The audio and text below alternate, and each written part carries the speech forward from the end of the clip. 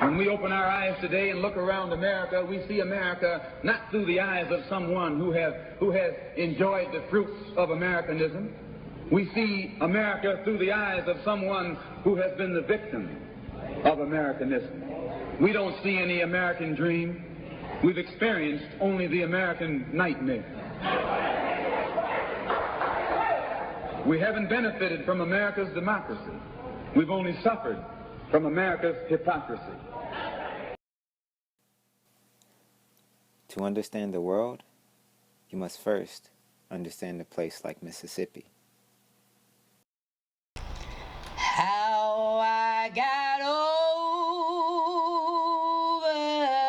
Lord.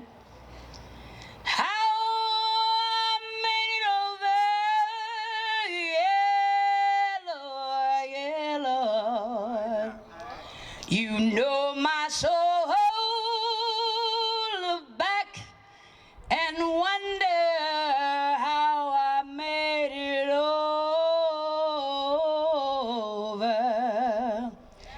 Soon as I can see Jesus, man, he died for me. Man, that bled and suffered,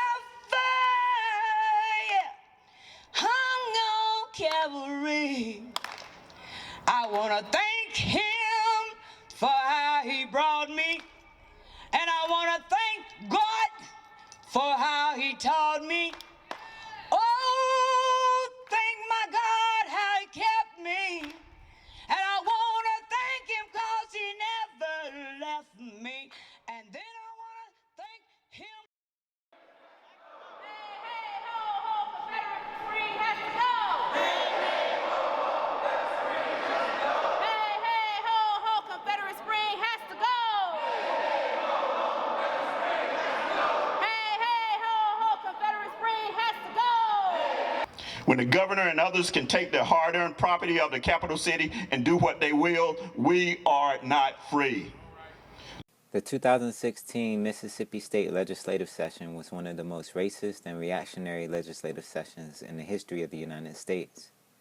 Hundreds of bills targeting the fundamental rights of black people, immigrants, workers, religious minorities, and LGBTQI individuals, as well as measures to curb the development of cooperatives and to block climate change mitigating measures like expanding the use of solar energy, were introduced and adopted by the Republican supermajority that controls the state legislature. The forces of resistance to this racist, reactionary onslaught called this Republican offensive the Confederate Spring to unmask the party's efforts to revive and renew the Confederacy and its social order. Where is the space for a holistic and intersectional movement? Come on, girl. Poor, black, white, brown, lesbian, bi, trans, rich, poor. Where we need to do this, and we need to do this together. We don't have money to bring people in. So when you hear about the flag, when you hear about housing, when you hear about HIV, because all of that's been criminalized. They were trying to criminalize people living with HIV. They wanted them to register as sex offenders. We killed that bill. It's died. That's right, that's right. So it's a lot of other issues that's going on. I say! Not fight just for one issue. You all, we don't want hate in our state. We are not here to make white folks comfortable in our living room in our own house while they move us out. To hell with white folks' comfort.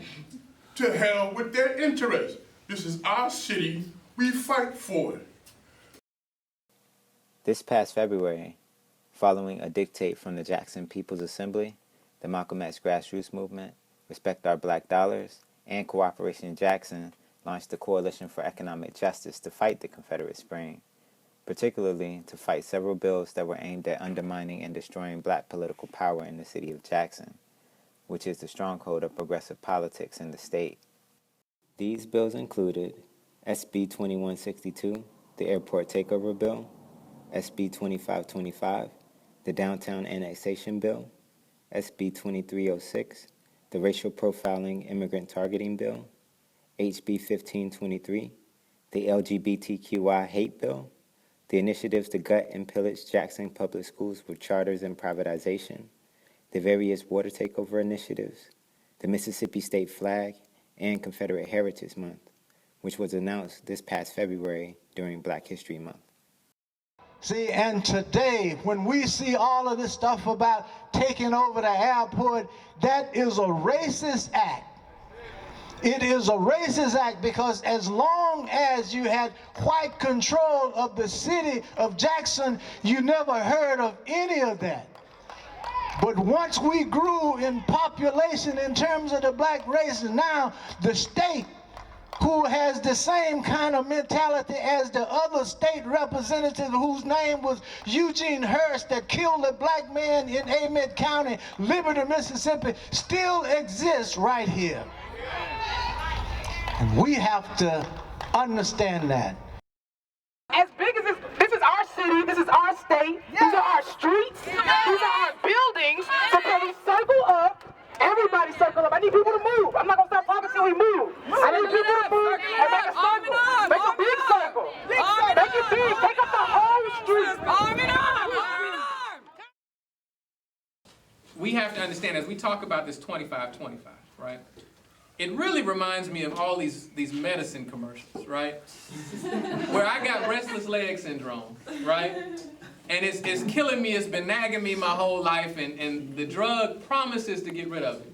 But the only consequence is I'll die, right? So won't, there'll be no issue, right? There'll be no issue, right? And for me, I understand the money, and I understand, and I appreciate the research to find what I presumed, right, is that we don't spend many dollars in Jackson, right? That's why I said all the dollars that are made between 9 and 5 are out by 6, right? Including us. We spend more money out of our city than any city. Yeah, absolutely, absolutely. And I believe that that's by design, right? It's by design, right? It's by driving out things like infrastructure contracts that will pay the people of Jackson, right? Because our theory is if you pay the people of Jackson, right, then many of the things that you want to see built, right, the issues with the roads will, you'll have a tax base to get that money from. And so you don't have to ask the state for money that you already have when you've made a design of. And so what they're trying to do, in my opinion, is eliminate the possibility of someone who has a vision to pay the people of Jackson, right? So that they can then make those decisions of who will get paid in your city, right? And so it will never be an option. It will never be an option for us to collectively decide to build our city for us, right? That's my view of it. That's my view. Two core things were at the heart of this legislative session. One, how to maintain the established order of class, racial, religious, patriarchal, and heterosexual domination. And two, how to resolve the deepening economic and ecological crisis. As the structures of domination are eroding and the structural nature of the economic and ecological crisis deepens in Mississippi and throughout the country, it is becoming clearer and clearer that the liberal consensus that historically dulls and contains the social contradictions that are at the heart of the United States settler colonial project cannot hold. This can see the promotion of pseudo-fascist politics at one extreme and a variant of social democracy on the other. The woman who actually said this quote, Sister Assata Shakur, who is now a political prisoner in exile in Cuba right now, and the brother who helped her escape, Matula Shakur, is actually being held right now in prison and not being released. So in honor of our ancestors and the people who brought us here, I need to see some more black faces and brown folks in my view. Can I get y'all to come a little bit closer? I said! Can't y'all? Because we know all of these things impact black folks, trans folks, queer folks, working class people, and our black folks are getting it at every corner. And so let's do this with some dignity and honor the folks who have labored, who have come before us. Baba Chokwe Lumumba. We call your name. Spirit of Fannie Lou Hamer. Now let's do this. It is our duty to fight for our freedom. It is our duty to fight for our freedom. It is our duty to win. It is our duty to win. We must love each other and protect each other. We must love each other and protect each other. We have nothing to lose but our chains. We have nothing to lose but our chains. Say it like you mean it. I said it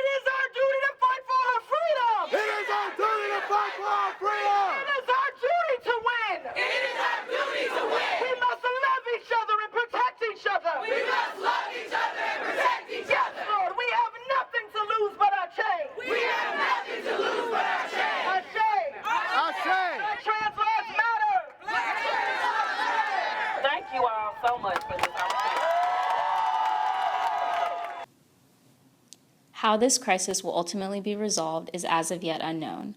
One thing is for sure, if the Black working class and its allies are not driving the transformative process, the American nightmare will not only continue, it will only get worse.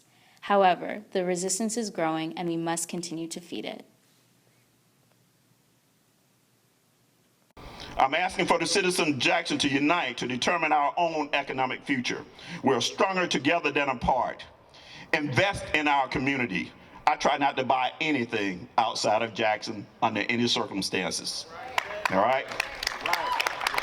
Buy Jackson. Protect Jackson. So ask yourself, are you ready for the war? But not the one of the flesh, though.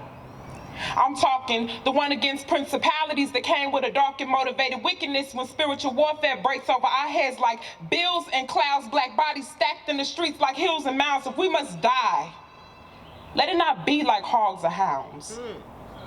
For our beings are essential. Beauty that came from a holy lamb, so when light attracts light, see we be a holy man, waging war on behalf of Trayvon, Mike Brown, Jonathan Sanders, and Sandra Bland. All unarmed but equally black, so next time you hear that clap, go ahead and assume that we strapped.